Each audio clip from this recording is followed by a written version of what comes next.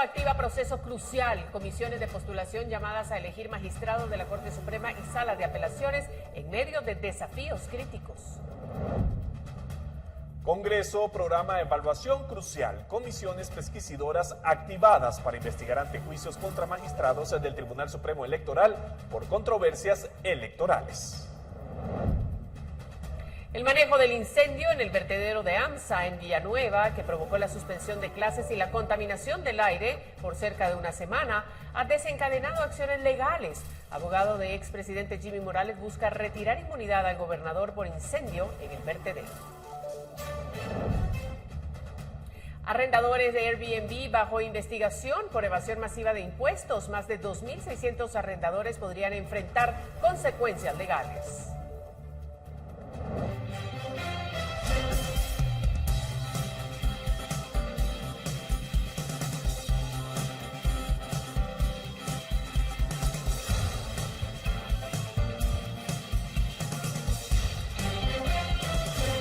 Sean todos bienvenidos a la emisión estelar de Noticiero Guatevisión de este martes. María Luisa Gómez y este servidor Alberto Toro Bielma, preparados para cumplir con nuestro deber de informar. María Luisa, buenas noches. Buenas noches para ti, Alberto, para todos ustedes. Gracias por estar con nosotros. Hay mucha información, así es que vamos a ella de inmediato. El Pleno del Congreso de la República convocó a las comisiones de postulación para elegir magistrados de la Corte Suprema de Justicia y de la Sala de Apelaciones en medio de diversos retos, como seleccionar los mejores perfiles, cumplir con los plazos y evitar dar espacio a la presentación de amparos. En medio de una serie de desafíos, el Pleno del Congreso convocó a las comisiones de postulación que tendrán a su cargo la conformación de las nóminas de aspirantes a magistrados de la Corte Suprema de Justicia y de las salas de apelaciones, quienes deberán asumir en octubre próximo cuando finalice el periodo de los actuales togados, quienes fueron electos tras 4 años de retraso. La elección de los perfiles idóneos, cumplir con los plazos de ley y evitar dar espacios para que se presenten amparos son algunos desafíos que tienen las postuladoras. Sin embargo, los diputados tienen distintos criterios sobre la relevancia de este proceso. Creemos nosotros que es un paso muy importante para poder ordenar los procesos, ya que vivimos en la elección pasada que se retrasó mucho el proceso y se quedaron pues los magistrados más tiempo de lo que la Constitución Política dice, que son 5 años el periodo que debe ocupar los magistrados. Y al final pues ahora sí se está haciendo con el tiempo suficiente. Algunos diputados cuestionan la petición hecha por el presidente Bernardo Arévalo a la Organización de Estados Americanos para dar seguimiento al proceso de elección de cortes. Tiene que prevalecer la soberanía. Aquí no debería de estar teniendo ningún tipo de injerencia ninguna organización internacional para la elección de cortes, como ya lo manifestó el presidente Bernardo Arévalo, que mandó una carta a la OEA, que creo que fue una decisión muy desfavorable, porque es una decisión muy soberana del pueblo de Guatemala, y sobre todo que sea el pueblo de Guatemala que decida quiénes van a estar en esas cortes, por un lado. Sin embargo, los diputados del oficialismo defienden esa petición. Bueno, lo que pasa es que dada la experiencia de la comisión anterior, que fue desastrosa, es importante tener las recomendaciones de comunidad internacional para esta clase de temas. El organismo judicial es el tercer poder del Estado, no es nada menos. Y una elección de un poder del Estado es sujeto de observación de parte de actores internacionales que tienen interés en que la justicia en Guatemala camine.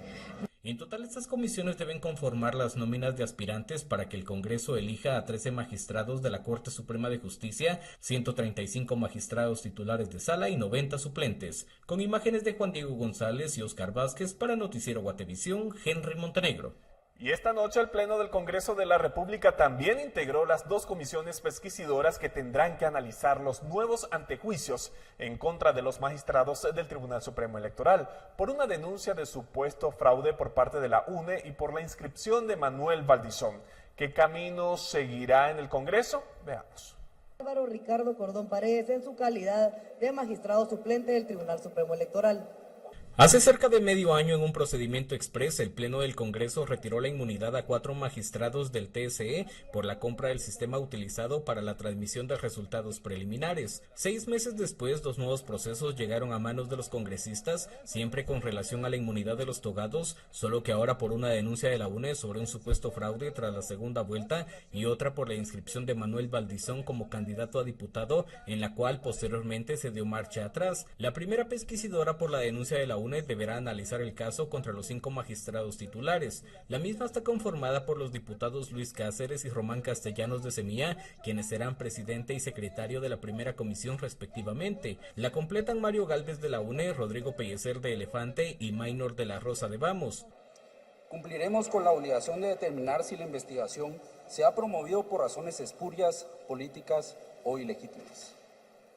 En el plazo que la ley nos otorga, llevaremos a cabo todas las diligencias necesarias con el fin de escuchar a las partes involucradas y poder rendir un informe circunstanciado para que sea el Pleno del Congreso de la República, con base a esta sugerencia, quien decida si el antejuicio a dichos funcionarios debe ser retirado. Mientras tanto, la segunda comisión pesquisidora, conformada para analizar el antejuicio contra 2 magistrados titulares y un suplente del Tribunal Supremo Electoral por la inscripción de Valdizón, está integrada por los diputados Cristian Martínez de Vamos como presidente, Luis Javier López de la UNE como secretario, y se completa con los vocales Neri Rodas de Cabal, Luis Ventura de Semilla y Gerardín Díaz de Valor. Ambas comisiones deberán elaborar un informe donde recomienden o no retirar el antejuicio a los togados. Algunos diputados han mostrado su preocupación, ya que en diciembre, luego de retirar el antejuicio a los magistrados, Estados Unidos les retiró la visa.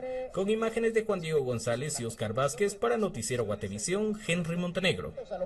Vamos a pasar a otro tema porque el profesor del expresidente Jimmy Morales, Marco Vinicio Mejía, presentó este día en la Torre de Tribunales una querella con la que busca que se deje sin inmunidad al gobernador departamental de Guatemala por el manejo del incendio en el vertedero de AMSA.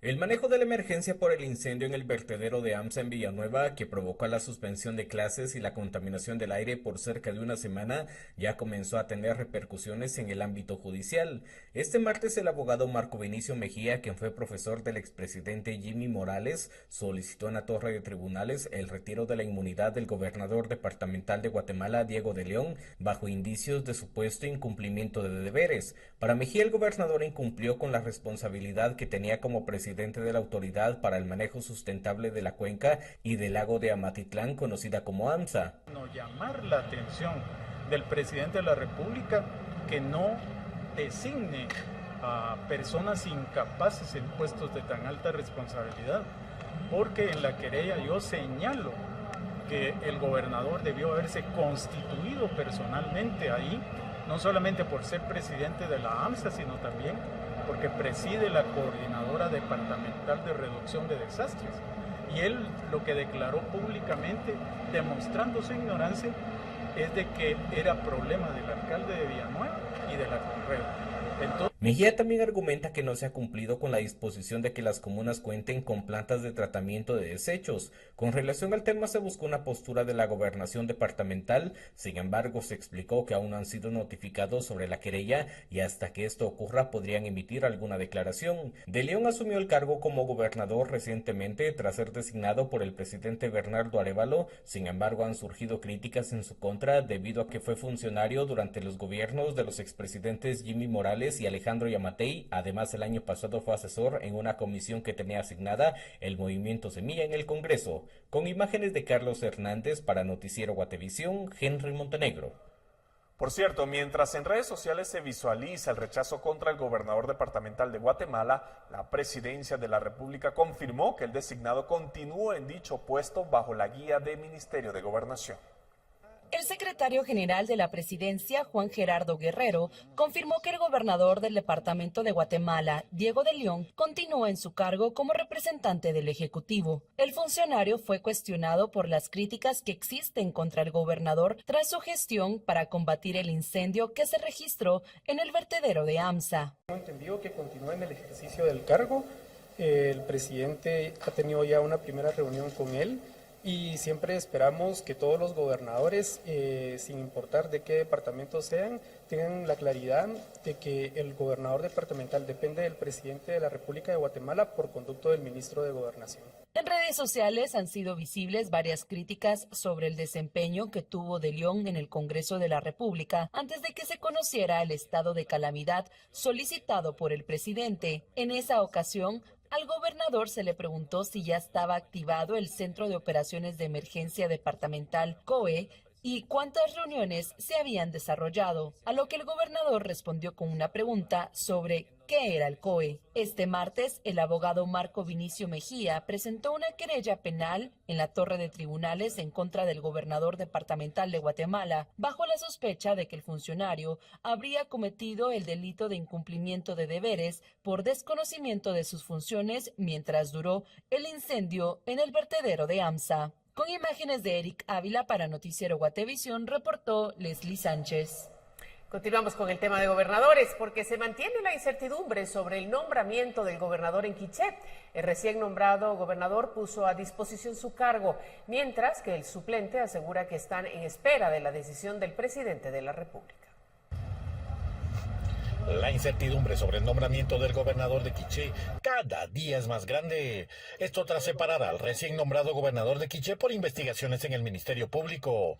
Héctor Morán Bin, gobernador suplente, asumió momentáneamente el cargo, pero desde la semana pasada ha guardado silencio. Hasta el día de hoy, que después de esperarlo más de una hora, aseguró que solo es gobernador en funciones.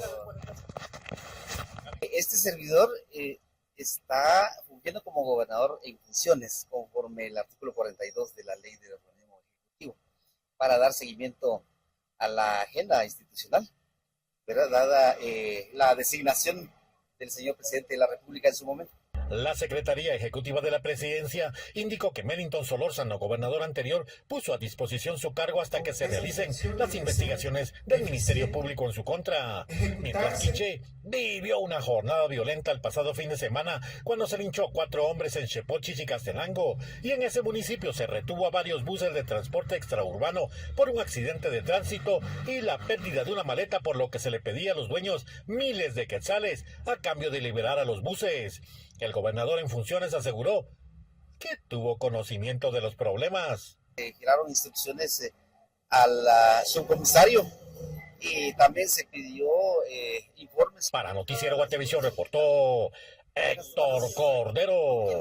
Y este miércoles el Congreso de la República recibirá de parte del Tribunal Supremo Electoral la propuesta de reformas electorales posterior a las elecciones. ¿Qué esperan los diputados del Legislativo y bajo qué línea impulsarán las reformas? En la siguiente nota se lo contamos.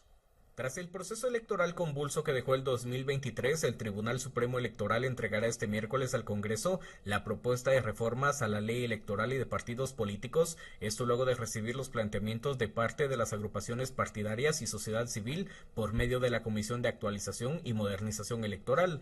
A partir de la entrega, la Comisión de Asuntos Electorales deberá emitir el dictamen para que pase a su aprobación al Pleno. El TSE no reveló detalles de la propuesta que entregará, sin embargo, en el Congreso si hay expectativas sobre algunos temas que a criterio de los diputados deben ser prioridad. La primera de ellas es que no podemos permitir que un juez del orden penal, que un juez de la jurisdicción común invada la esfera de los partidos políticos. Creemos que se debe mejorar, por ejemplo, el tema del techo presupuestario, ya que consideramos que son techos muy bajos, tanto para los partidos políticos como para los comités cívicos. Se debe analizar la realidad económica del país. También a nivel del tribunal, ¿verdad? Creemos que se deben tomar algunas mejoras de abrir el tema de los magistrados. Otros bloques son más cautos y señalan que aún deben evaluar las propuestas de reforma. El TSE tiene previsto llevar a cabo un acto en su sede este miércoles donde brindará detalles de la propuesta de reformas electorales. Actualmente en el Congreso hay cerca de una decena de iniciativas de este tipo. La propuesta previa a ser aprobada debe ir a consulta a la Corte de Constitucionalidad por ser una ley de rango constitucional. Con imágenes de Juan Diego González y Oscar Vázquez para Noticiero Guatevisión, Henry Montenegro. En más noticias, el presidente Bernardo Arévalo no asistió este lunes a la toma de posesión del nuevo presidente de la Corte de Constitucionalidad, pero sí ha tenido reuniones privadas con una magistrada de esa corte designada por su antecesor. Las reuniones privadas del presidente Bernardo Arévalo con la magistrada de la Corte de Constitucionalidad se realizan en Casa Presidencial, a diferencia de otras reuniones con funcionarios y representantes de diversos sectores que tienen lugar en el despacho presidencial que se ubica en el Palacio Nacional. Según los registros de la Secretaría de Asuntos Administrativos y de Seguridad de la Presidencia, SAAS, a los que tuvo acceso Noticiero Guatevisión, en el primer trimestre de este año la magistrada visitó 2 veces en Casa Presidencial al mandatario Arévalo. Los documentos registran esos acercamientos del 15 de enero al 31 de marzo. La primera reunión fue el 1 de febrero pasado. Ese mismo día, el Procurador General de la Nación, Julio Saavedra, también visitó Casa Presidencial y confirmó que estuvo presente en el diálogo entre Lemus y Arévalo, aunque no brindó detalle porque no recuerda los temas puntuales. La última reunión de Lemus y Arévalo se celebró el 12 de marzo y en esa ocasión estuvo presente el secretario general de la Presidencia, Juan Gerardo Guerrero Garnica. Acercamiento que confirmó este martes 16 de abril el funcionario al salir de un evento público en un hotel de la zona 10 capitalina. La magistrada Lemus no negó las reuniones con el presidente Arévalo, pero evitó responder a las interrogantes y solicitó que las preguntas sobre estos acercamientos se consultaran por medio del Departamento de Comunicación Social de la Corte de Constitucionalidad. Sin embargo, al cierre de esta nota no hubo respuesta. De temas que tengan que ver con la Corte, sí no doy ninguna información si no se da por la vía oficial. Entonces, lo que voy a hacer es consultarlo inicialmente con la Corte y con mucho gusto yo les vuelvo a marcar. Si usted fuera tan amable ponerme un mensaje para ponerme su nombre, así tengo yo pues ahí el dato y devolverle la llamada. En los registros también se detallan reuniones con José Samayoa. En los documentos no aparece el nombre completo, pero se asemeja al del magistrado suplente de la CC, Juan José Samayoa Villatoro, que también fue designado por el expresidente Yamatei. Samayoa visitó Casa Presidencial el 25 y 27 de febrero, pero al ser cuestionado el magistrado negó que se tratara de él.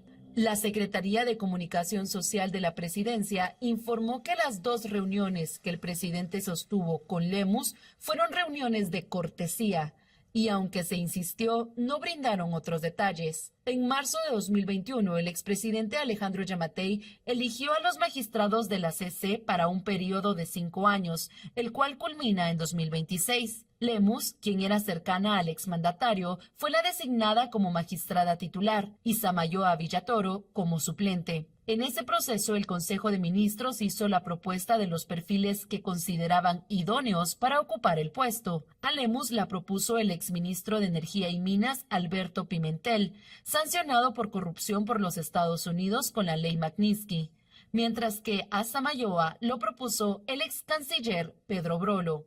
Antes de ser magistrada, Lemus figuró como secretaria general de la presidencia de Yamatei desde que él tomó posesión, un puesto que fue de confianza en esa administración.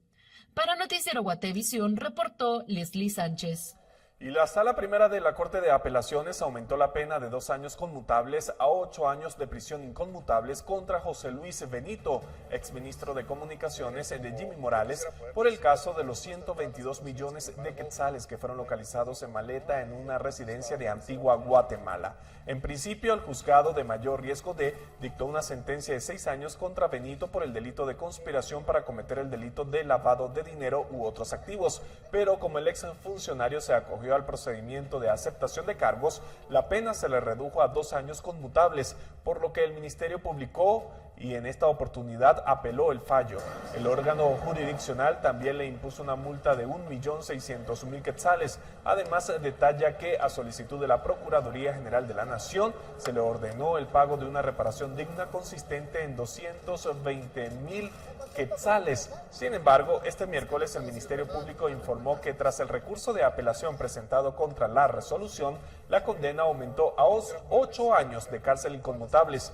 Además, se le impuso una multa sobre la suma incautada rebajada en una tercera parte, siendo esta de 4 millones de quetzales. Vamos a pasar a otro tema porque la primera semana de abril comenzó un incendio forestal en Salamá, en Baja Verapaz, dejando en riesgo más de 1.044 hectáreas en los alrededores del biotopo del Quetzal.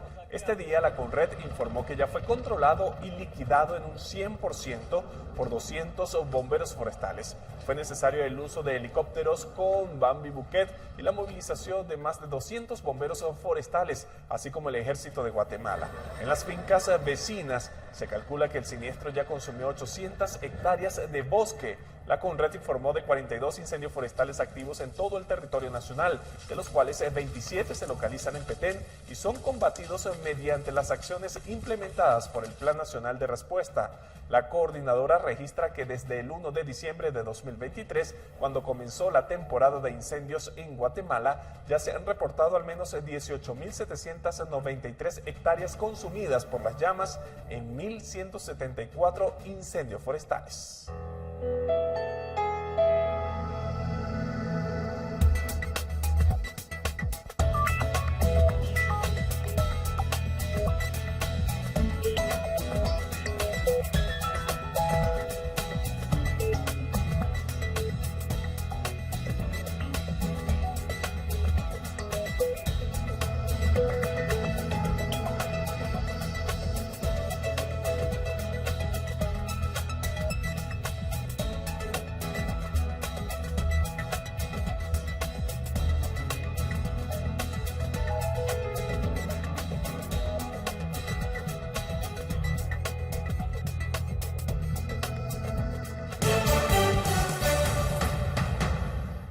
Alerta tributaria, más de 2.600 arrendadores de Airbnb bajo la lupa de la SAT por evasión fiscal. Le contamos más al regresar de la pausa.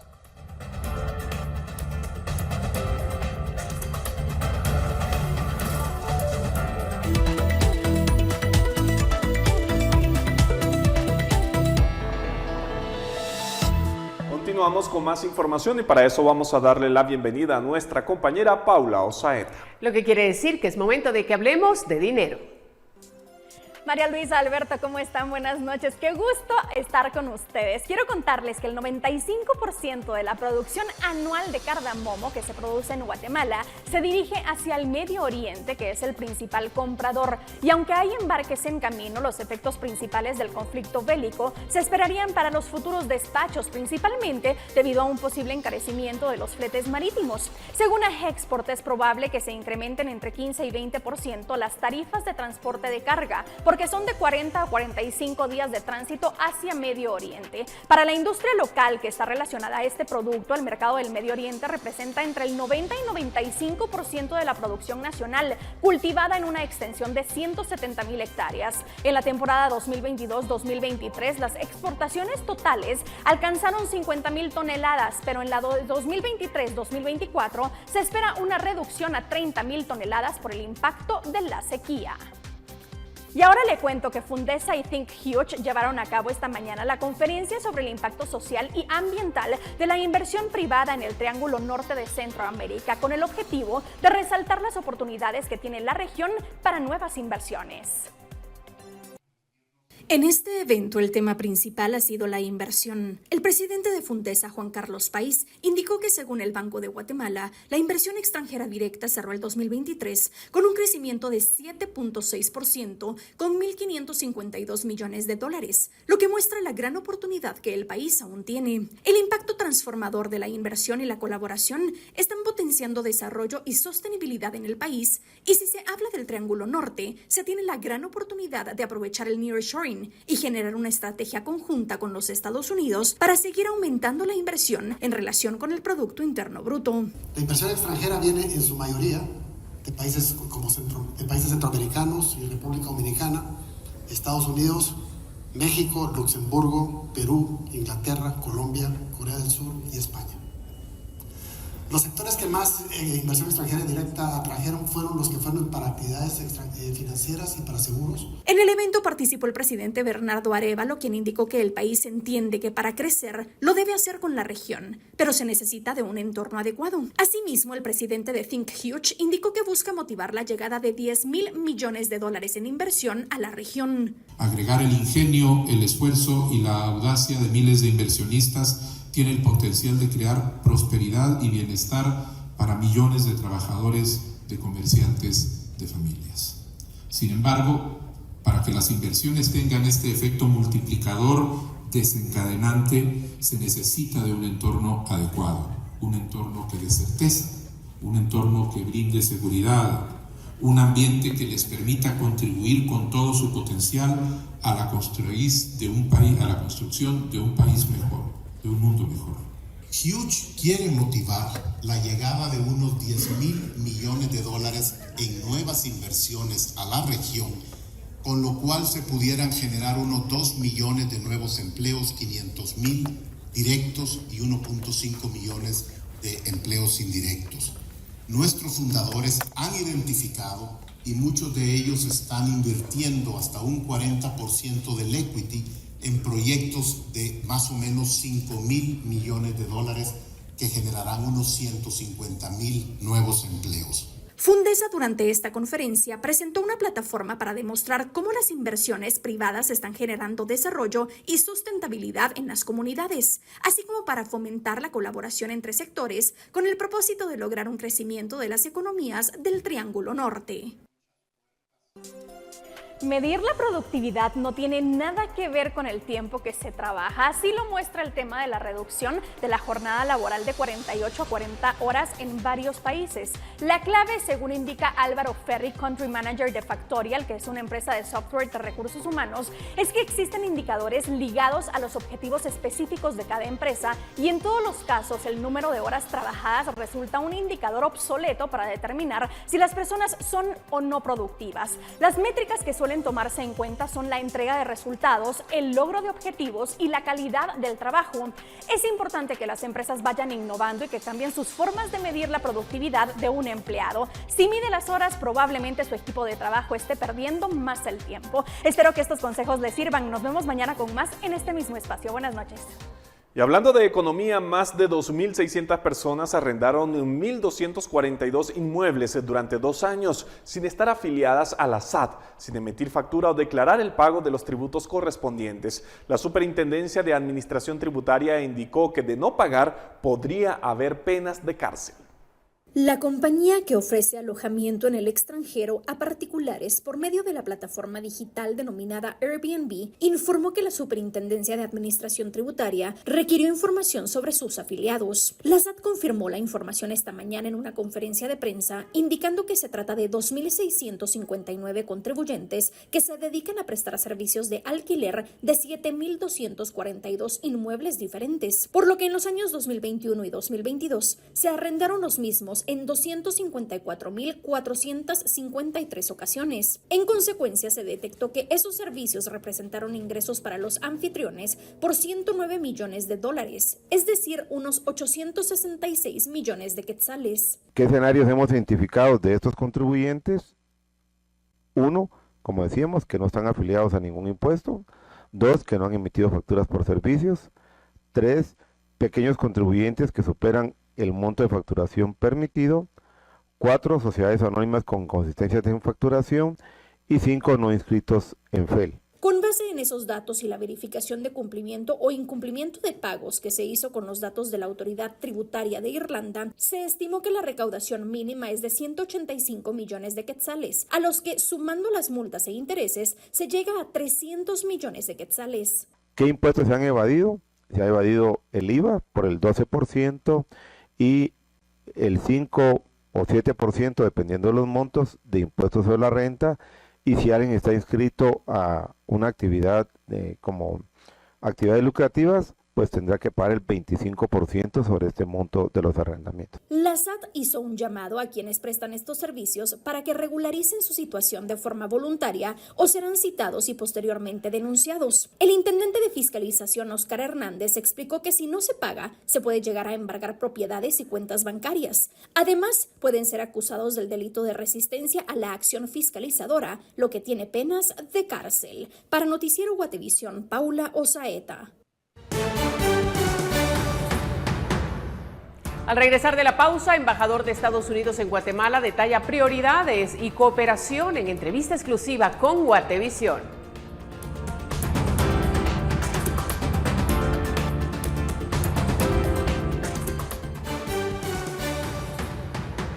El embajador de Estados Unidos en Guatemala, Tobin Bradley, habló con Noticiero Guatevisión acerca de las prioridades en la cooperación y otros asuntos de interés para su país.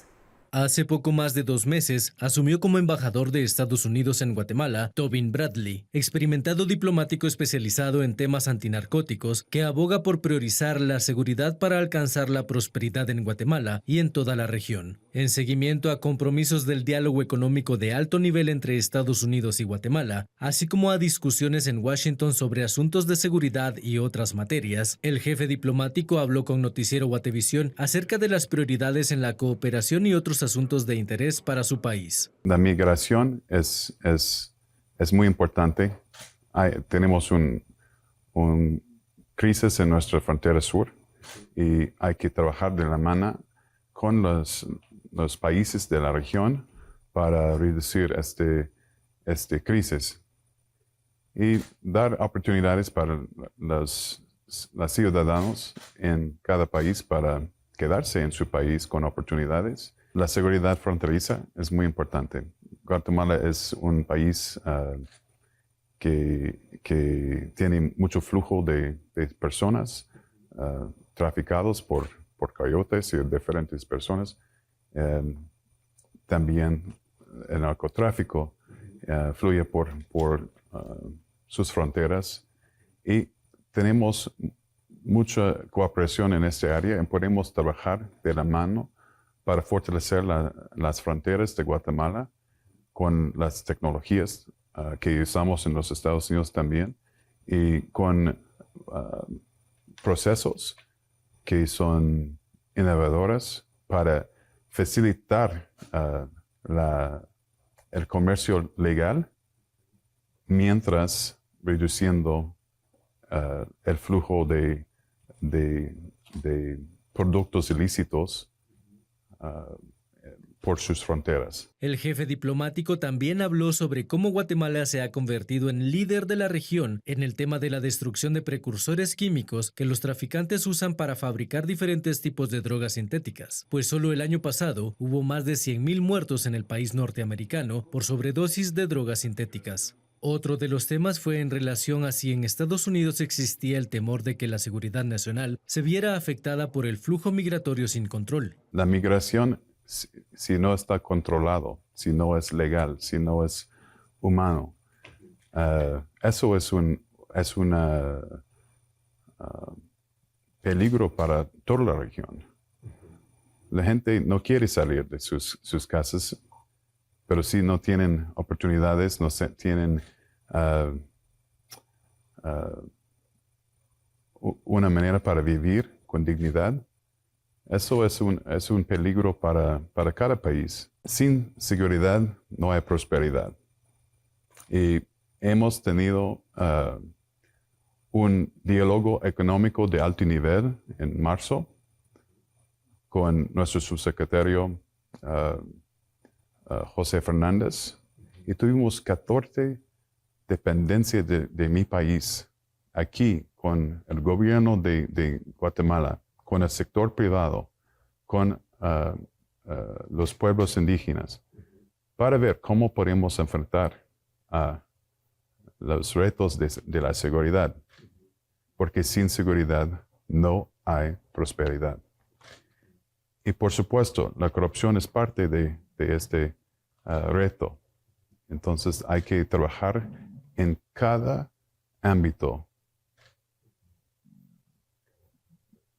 contra la corrupción.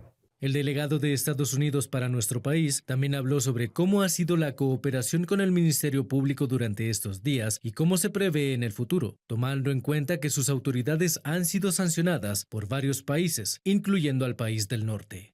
Sí, es verdad que algunos son sancionados por mi país bajo nuestras leyes y otros países. También estamos trabajando de la mano con el gobierno tras la cadena de justicia para enfrentar nuestros retos comunes. Estamos trabajando muy fuertemente con el gobierno para combatir la inseguridad que es parte del reto de migración, es parte del reto de la inversión, porque si no hay inversiones, si no hay seguridad, la gente no quiere invertir. Y así hay que trabajar en la seguridad para que las empresas extranjeras vean que hay incerteza jurídica en el país, hay seguridad, ellos pueden recibir un ingreso de sus inversiones. Por último, el embajador se refirió a que Estados Unidos ve a Guatemala como un motor económico para la región y hay más de $1,000 millones que se suman a los más de $4,000 millones en el programa de Central America Forward, que invertirá en Centroamérica, y es por ello que cree que las puertas de Guatemala, como un centro de inversión y un motor económico de la región, está muy dispuesto para este futuro compartido. Con imágenes de María René Barrientos y con información de Giovanni Contreras, para Noticiero Guatevisión, Álvaro González.